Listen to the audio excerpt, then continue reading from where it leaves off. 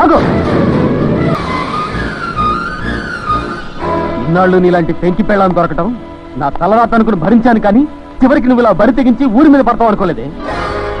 ఆడపుటక పుట్టి మరో ఆడదాని చీల మీద నింద వేయడానికి నీకు నోరెలా వచ్చింది? అది నాలుక తాటి పట్ట. నువ్వు ఆడదానివి కదే, రాక్షసివి, బ్రహ్మరాక్షసివి. నీలాంటి శూర్పణఖతో కాపురం చేయడం కంటే ఉరేసుకుని చావడం నయమే. చెప్తా, నీ పని ఇలా కదే. నిన్ను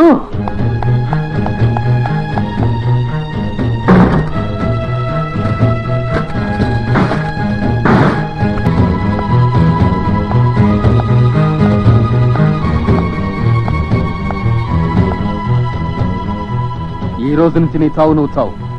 ఇక నీకు నాకు ఏ సంబంధం లేదు.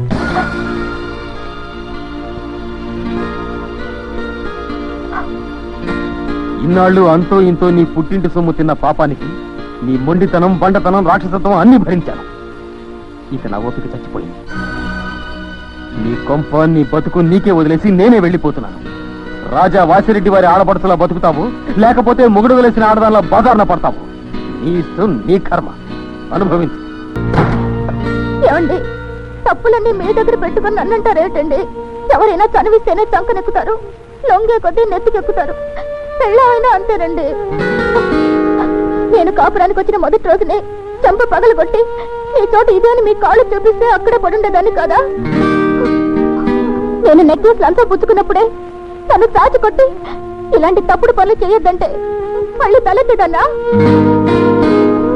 ఇంటి పనికి కానిస్టేబుల్ అని పిలిపించినప్పుడు మొదట్లోనే మీరిదేం పనని ఒక్క చెంప దెబ్బ కొట్టుంటే నా బతుకుల బజార్న పడేదా? కలెక్టర్ కి మంచినీళ్ళు అందివ్వడం కూడా తప్పుడు బుద్ధితో చూడాలా అని ఆనాడే నన్ను మొహం ఆయిగొట్టుంటే నేను వాళ్ళ వీధిని పడేదన్నా? చెప్పండి, తప్పంతా మీది. పెళ్ళాన్ని నెత్తికెక్కించుకోవడం మీ తప్పండి.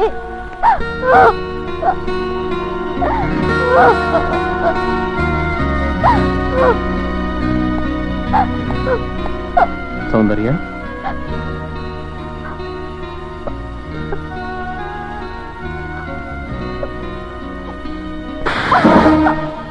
ఇప్పుడు నీ మొగుడుగా చెంప పగలగొట్టి మరీ చెప్తున్నాను. పద, ఏ కలెక్టర్ గారి కాపురంలో నువ్వు చిచ్చు పెట్టావు ఆ కలెక్టర్ గారి కాళ్ళు పట్టుకుని క్షమాపణ చెప్పుకో.